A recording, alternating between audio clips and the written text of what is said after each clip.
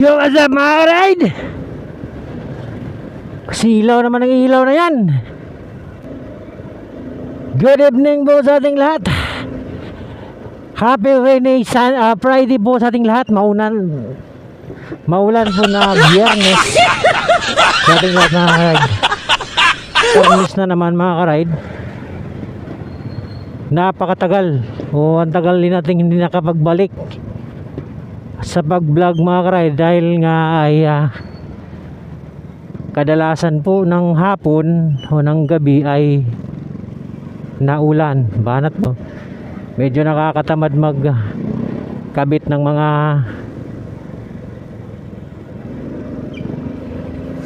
o yung ating gamit nga sa pagbablog mga ka-ride dahil nga nakakatamad pag mga ganong naulan, no?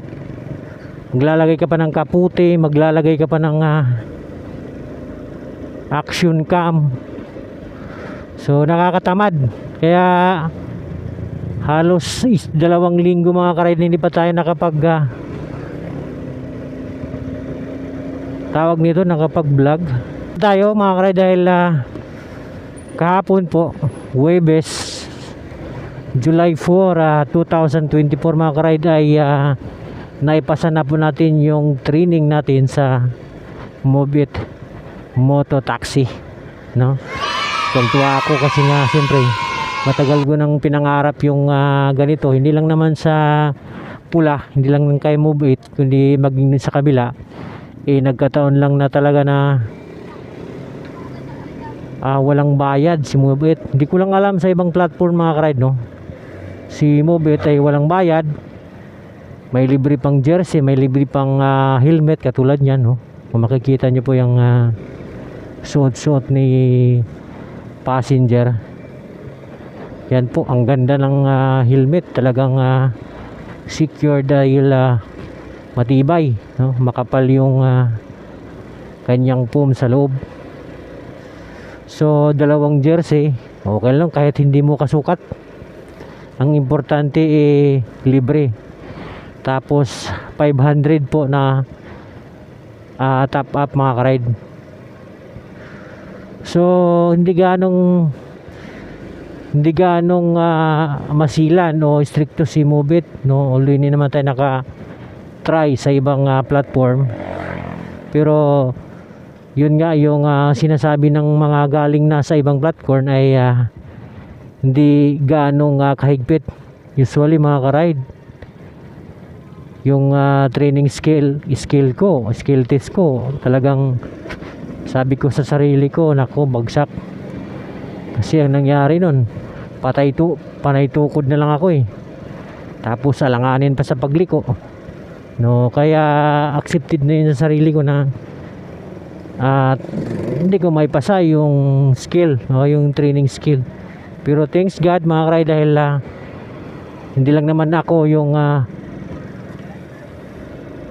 panay tukod, marami kami pero walang bumagsak mga ka-ride. Thankful din tayo dahil pumasa tayo, wala pong bumagsak kahit isa, pasado lahat.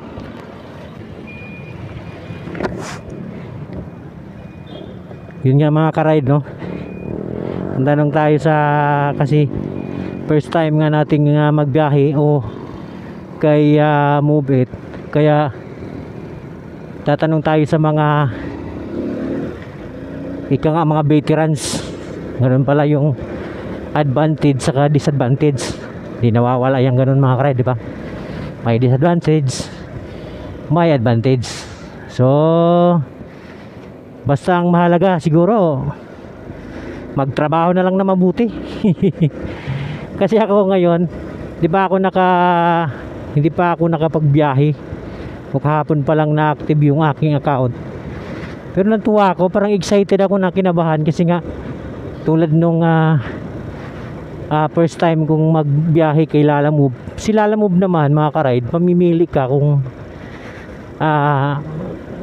kukunin mo yung customer o yung item o hindi. Ganun din naman si Move It mga ka-ride, kasi meron niyang uto, di ba?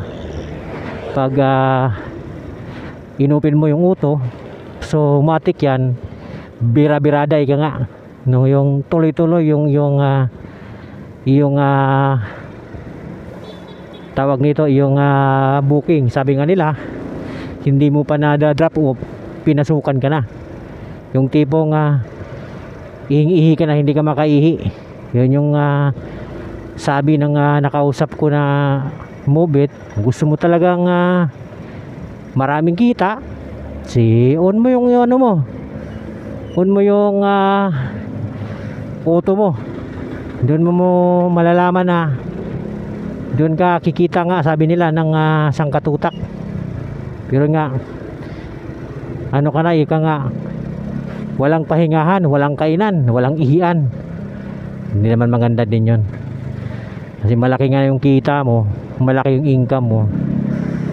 Pag yung katawan mo na ang maningil, mas malaki pa sa kita mo yung gagastusin mo sa ospital.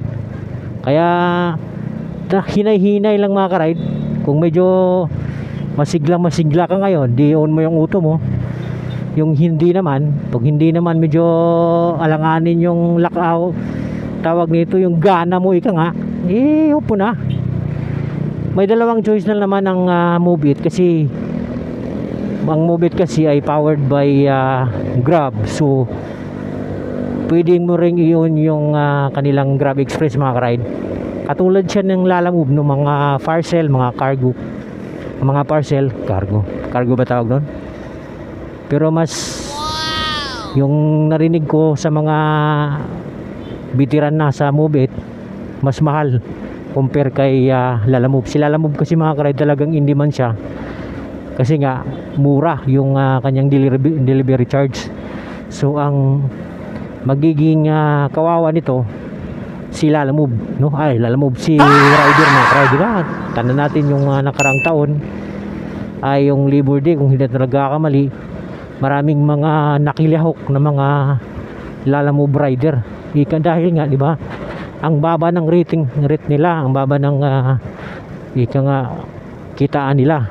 Kaya nga hindi man talaga sila, kasi nga mababa yung delivery charge, yung shipping fee, shipping fee. Pero ang kawawa ay si delivery rider. Kaya nga pinahintulot ni Lalamove na pwedeng mag-double booking yung mga delivery rider, para na hindi naman sayang sa gasolina, diba? Number 1 na lang gasolina, kasi hindi naman lahat ng customer na nagbibigay ng tip. Hindi ko pa naman na-try, narinig ko lang naman na may mga rider nga talaga daw na kumikita ng 30,000 isang linggo sa Move It mga ka-ride. So imagine niyo po yan, kung yung kita mo. Pero yung mga ride, mga ano yun, mga full time. Yung mga full time yun, ika nga, yun na yung mga hindi na naliligo, na nakakain. Dahil sino ba naman talaga ang hindi ayaw ng malaking kita? Pero kung ang pagbabasihan naman natin, kung titingnan natin yung lakas ng ating katawan, kapag naningil na, huwag na. Tama na yung kumikita ka ng sobra. Huwag naman yung sobra lang, sobra sa pangangailangan sa araw-araw. So kung ang pangangailangan mo sa isang araw ay 600, kahit kikita ka lang ng 800, may sobra kang 200. Imagine niyo, 200 yung susubra sa'yo sa isang buwan. Pero ka ng 6,000, di ba? Kaysa naman sobra-sobra, yung gastos mo sa isang araw ay 600, gusto mong kumita ng 3,000, parang hindi na maganda. Pag pinatay mo na yung katawan mo dyan, pag ang katawan mo na ang maningil, baka sobra libo-libo pa yung gagastusin mo sa ospital. Tamang tamang sipag lang, mga ka-ride. Mga ka-ride, maraming salamat. So buti na lang nakasabay natin si Paps, si Ka-Move It natin, at yung mga concern. Although may pwede ka namang manood sa mga vlogger sa YouTube, kahit saan may mga ganyan na. So kung meron kang mga katanungan, kung meron kang hindi maintindihan, bilang isang Move It rider, meron tayong YouTube no? May mga YouTuber na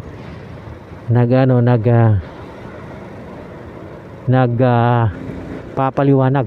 Yung kanilang mga content ay pinapaliwanag yung mga gagawin mo sa mga trabaho na iyong papasukin. So mga ka-ride, no, maraming salamat. Mag-ingat-ingat mo tayo sa daan dahil matraffic na. Nandito tayo sa may Mindanao Avenue ngayon. Grabe ang traffic. Sa may ano na to barangay, no? Malapit na sa C5.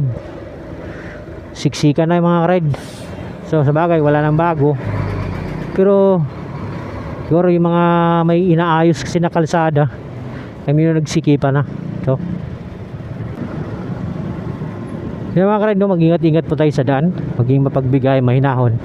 Pero paunahin yung gustong mauna. Yung mga nagmamadali, paunahin natin. Like this video, please like and share. Don't forget to